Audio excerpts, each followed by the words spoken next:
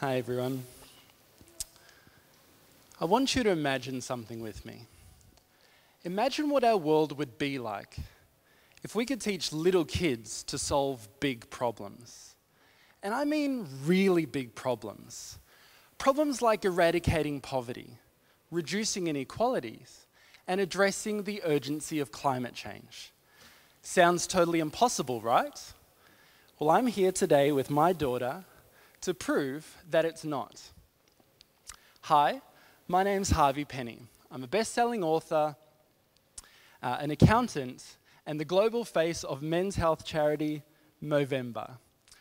And most importantly, this is my daughter. Say hi. Thank you. And what's your name?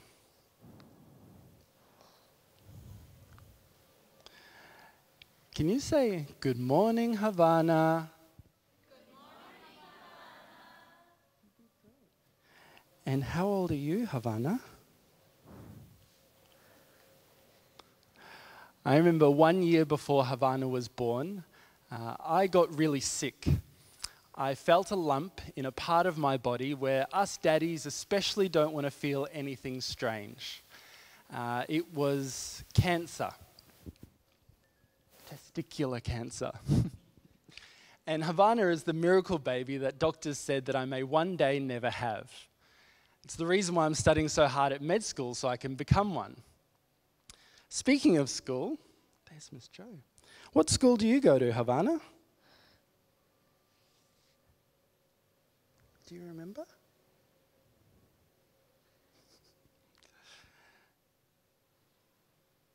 Do you mind if we tell our friends about the story we've been working on? It's scary being up here, eh? Last year during the COVID lockdowns, Havana and I, like many families, found ourselves with a lot of extra time on our hands. So we decided to work on a project, a book, a children's storybook called Zero Poverty by 2030. It's about 17 goals. 17 big goals. 17 goals so big that the United Nations call them the global goals. And I believe that these goals have the power, or give children the power, to change their world by 2030. Speaking of change, Havana, why don't you go take a seat on the couch and I'll go and read you your favorite story in a minute. Is that okay? Maybe Miss Jo might be able to help us out. Oh, we're all good. Here you go.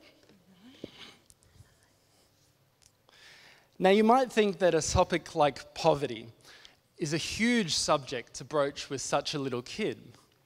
But the truth is, poverty ran in our family until it ran into Havana's grandmother. Say hi, Mum. Hi. My mum was 13 when she had my sister, and 16 when she had me. And we grew up relatively poor in New Zealand. And we came to Australia, the land of opportunity for a better life, to escape our poverty. When we arrived, we had no money, no friends, no education, no job, no connections, and you could say no hope. We lived in someone's garage, we occasionally had to steal food to eat, and we eventually got into business as a way to survive, as a way to make ends meet. You know the number one lesson that I learned from such a privileged upbringing? It's this. When we find ourselves blessed financially, it's time to not just raise our own standard of living, but to find ways to raise our standard of giving. And so you can imagine my excitement when years later in 2015, when starting my own business, I was introduced to the global goals. World leaders had just convened at the UN to ratify 17 goals that had the power to change the world by 2030, eradicating poverty, reducing inequality, and addressing the urgency of climate change. You see, I believe if we use the goals as a framework, we all have an opportunity to work together, a once-in-a-lifetime opportunity. To work together at the level of governments and business, the accountants that serve those business owners, parents, and even children can work together to create a better future for everyone. Take my own business, for example, life-changing accountants. I work with accounting firm owners globally to help them move from standard to stand out. And each of them stand out, you guessed it, because they stood for something bigger than themselves. A world without poverty and the support of the UN Global Goals. And each of them show this support by taking a pledge that I called Tip 1%. It's a public pledge or promise to tip 1% of their time, their income, or their profits to end poverty. Now you might be thinking, well, 1% isn't very much, and it's certainly not enough to change the world. But as parents, we know that from little things, big things grow. And I'm really proud to announce that as of today, life-changing accountants globally and the business owners they serve have given over 27 million days of access to food, water, health and sanitation to families in need in over 16 countries.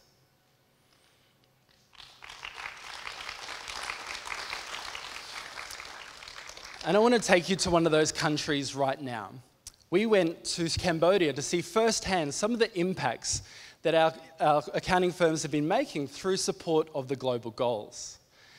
This is my wife, Sarah. She's the first of her family, or sadly, what's left of her family, to ever set foot back in Cambodia ever since they escaped the genocide and bloody civil wars. We took our children on this holiday for good. You can see Havana there in Sarah's belly. Because we wanted to show our kids that they already live in Disneyland just by virtue of being born here in Australia. And it's really hard to describe exactly what the conditions were like, but let me give you this illustration. Imagine this family was here in Australia instead of Cambodia. And imagine there were dogs living at this property instead of families. The RSPCA would come and rescue the dogs, and they would put you, the owners of this place, in jail. Yet this is where many families and children like Havana call home. And I really want to get your reaction to this photo, because in it is my nephew. His name is Reuben, and at the time, he was 10 years old. And sadly, so too is this little boy. And maybe it's the accountant within me, but I just can't reconcile the fact that one of these boys won the human lottery just because of where he was born. But the truth is, ladies and gentlemen, we have all won the human lottery. The question we need to ask ourselves is, do we really care? Because if the answer is yes, then I've got an idea. What if we, the 1% who have so much, could help the 99 who don't? And that's the reason why Havana and I wrote this book, Zero Poverty by 2030. 17 goals, 17 big goals, 17 global goals to create a better world by 2030. You see, I really believe in the power of these goals, because by 2030, Havana will be 12. And I believe that if we can work together and achieve these goals, we will make history. But I also believe if we fail to achieve these goals, our children will be history. So with that in mind, I promised Havana I'd read her a storybook before she goes to bed to fuel her dreams of a world without poverty by 2030. Do you want to join us? Thanks, Mum.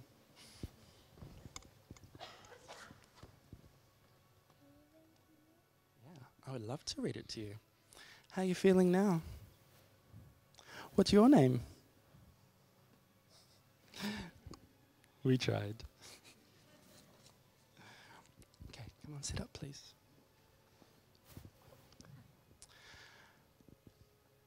Havana was a little girl, but filled with big ideas. Instead of being worried, she tried to solve her fears. No more people hungry in any shape or form, clean water, food and toilets, a house to keep them warm. She knew other kids were struggling with nothing much to eat, no fresh fruit or vegetables, or even healthy meat. Her goal was more than happiness, it was good health for all. Not being sick means other kids could grow up big and tall. At school, her favourite subjects were maths, science and art. all kids should have a teacher to help them to be smart. Not just boys, but girls, of course, where everyone is free and have the right to grow up to be all that they can be. Even the clean water that came freely from her tap was a need for other children who lived on her world map. Havana zoomed with energy like what comes from the sun. There's different ways for home and cars and factories to run. Havana's parents had a job, she missed them the whole day. Grown-ups should have a choice to work so kids could learn and play. In her mind, she loved to build big bridges, road and rail. With computers, phones and Wi-Fi, no big idea would ever fail. With her friends, they played all day. Together they achieved, no matter what they looked like or what they believed. She loved her own community, the place that she called home. Parks, trees and gardens, a safe green place to roam. Havana loved recycling, her plastic was replaced, and she was more responsible with trash, rubbish and waste. Her earth was getting hotter and she saw the icebergs melt. There were changes she could make to stop the fear she felt. Not just for humans, but for animals in the sea. For everything that roamed on earth, for a future that is free. Free from war and free from pain, peace on earth a must. Leaders like Havana to do what's right and just. Havana knew that kids would work with her together in a world that's full of love to end poverty forever. Thank you.